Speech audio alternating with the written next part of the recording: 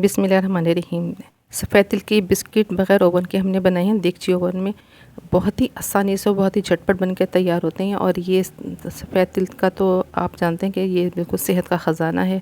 बच्चों बूढ़ों के लिए, जवानों के लिए, सब के लिए बहुत ही हेल्दी। किसी भी मौसम में आप इसको बनाएं, हमेशा हर लिहाज से ये आपको सेहत देंगे। बच्चों बूढ़ों के लिए और जवानों के लिए, सबके लिए यकसा मुफीद है। आप इसको लंच बॉक्स में रखें, शाम की चाय के साथ, सुबह नाश्ते में, बच्चों को स्कूल में दें, ऑफिस लेके जाएं, सबके लिए बेहतरीन रहेंगे। इसके लिए मैंने सूजी 1 बड़ा कप ले लिया है भर के। इसको मैंने ग्राइंड कर लिया था, मोटी थी थोड़ी सी, अगर आपके पास बारीक सूजी है तो चलेगी। 1/3 कप मैंने इसमें मैदे का लिया है छान के। अब मैंने इसमें शुगर डाली है, ये अपने टेस्ट के मुताबिक ले लीजिएगा। ये भी मैंने 1/3 कप ही ली है। बेकिंग पाउडर लिया है मैंने 1.5 टेबल स्पून है ये। इसमें आप बेकिंग सोडा नहीं डालेंगे, बेकिंग पाउडर डालेंगे। 1.5 टीस्पून लिया है। 1 पिंच मैंने नमक का लिया ताकि इसके टेस्ट को इन्हेंस करने के लिए। 1 छोटी इलायची का पाउडर ले लिया है, 1/2 टीस्पून। 1/3 कप मैंने घी का ले लिया है, मेल्ट कर लिया था, गरम नहीं है, मेल्ट किया हुआ घी है। इसको मिला के इसको अच्छी तरह से मिक्स कर लेंगे ताकि यकजा हो जाए। ये देखिए, अच्छी तरह से मिक्स करने के बाद मैंने इसको चेक किया, थोड़ी सी मुट्ठी बन गई है। अच्छा से ये क्वांटिटी बिल्कुल ज़बरदस्त है। सफ़ेद तिल ले लिए हैं मैंने, ये 1/3 कप है। आप अपने टेस्ट के मुताबिक डाल सकते हैं, जितना भी आप डालना चाहें। पहले मैं इसको चेक कर लूँगी इसमें कितनी क्वांटिटी है। अच्छा रिच बनाना चाहें तो मैंने इसको 1/2 कप मैंने और ले लिया था। इसको अच्छी तरह से मिक्स कर लेंगे। और इसमें मैंने दूध डाला है, ये भी 1/3 कप लिया था। बॉईल किया हुआ दूध है, रूम टेम्परेचर पर है, ये गर्म नहीं है बिल्कुल भी। इसको अच्छी तरह से मिक्स कर लिया और यहाँ पे थोड़ा सा और दूध डालेंगे। अब आप ये खुद देख लीजिएगा कि आपकी सूजी कितना दूध सोख करती है, कितनी क्वांटिटी के दूध में ये सही तरह से ये डो बन के तैयार हो जाती है। मेरे थोड़े से दूध में बहुत अच्छी सी डो बन के तैयार हो गई है, बिल्कुल सॉफ्ट सी। अगर आपको कम पड़े तो आप इसमें थोड़ा सा दूध और डाल सकते हैं। अगर आपके डो ज़्यादा ड्राई है, क्योंकि इसमें शुगर है, वो भी थोड़ा पानी छोड़ेगी तो ये क्वांटिटी सही रहेगी। इतना सा दूध बच गया है, ये मैंने रख लिया। आप ये देखें कितनी अच्छी सॉफ्ट सी डो है। इसको मैंने 20 मिनट के लिए रेस्ट दिया है। इतनी देर में मैंने पैन को ग्रीस कर लिया है, उस पर बटर पेपर लगा लिया है। 20 मिनट के बाद मैंने इसको खोला। ये देखें कितना अच्छी से सॉफ्ट सी डो है। मैं आपको चेक करके बताती हूँ कितना स्मूथ से डो बन के तैयार हुई है। देखें, दबाने से बिल्कुल एक जैसा बन रहा है ना। इस तरह से मैंने तैयार कर लिया। अब मैंने एक पेपर लिया है, प्लास्टिक का पॉलीथीन बैग था, कटिंग कर ली थी इसमें।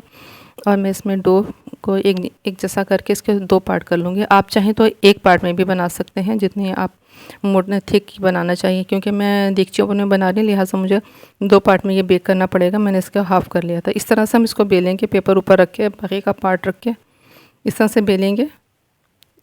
आप चाहें तो वैसे भी स्लेब पे या पटरा बेलन पे बेल सकते हैं, लेकिन ये पलटने में बहुत आसान होती है। जब ये सिलवट आए तो उसको इस तरह से हटा दीजिएगा, वरना इसको खींचिएगा नहीं, वरना ये डो टूट जाती है।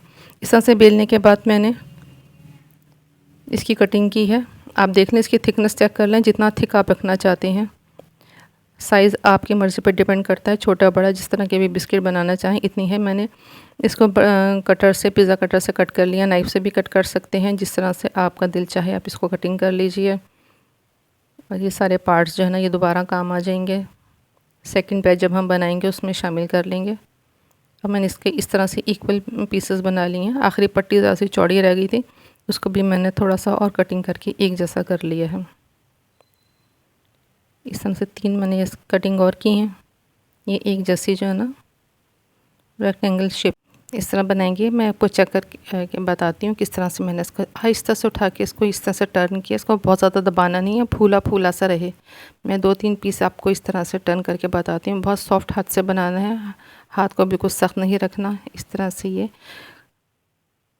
कितने अच्छे से ये टाई नुमा बिस्किट बन के तैयार हो। इतने अच्छे मज़ेदार और तिल भरे बिस्किट तो आपको बेकरी पे भी नहीं मिलेंगे। आप अपने घर में काम करने के साथ साथ आप ये बना के तैयार कर सकते हैं। एक दफ़ा में डो बनाएं, दूसरी दफ़ा में बेक कर लें, बेहतरीन बिस्किट बन के तैयार हैं। बच्चे बड़े बूढ़े सब शौक़ से खाएंगे। चाय के साथ कोई मेहमान आए, बना के स्टोर करके रख लें आप इसको किसी एयर टाइट जार में, बहुत ही मज़ा देंगे।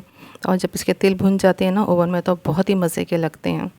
इस तरह एक बैच बन के तैयार कर लिया। देगची को मैंने पहले से प्री हीट करने के लिए रख दिया था स्टैंड लगा के। और मैं दूसरी डो इस तरह बना के तैयार कर लूँगी और इसको मैं बेक करूँगी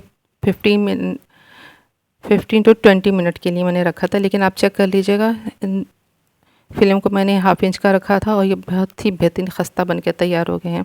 ऊपर से कलर देने के लिए मैंने इसको तवे को 1 मिनट के लिए गर्म करके ऊपर रखा था ताकि ये अच्छा सा कलर आ जाए।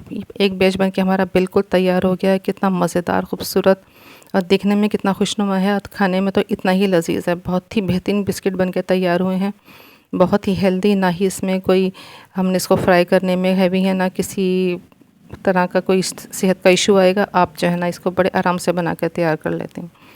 खस्ता कितने हैं, ज़बरदस्त जाला बना हुआ है, बेहतरीन। आप इसको लाइक कीजिए, शेयर कीजिए, सब्सक्राइब कीजिए अगर आपको रेसिपी पसंद आती है। Thank you for watching.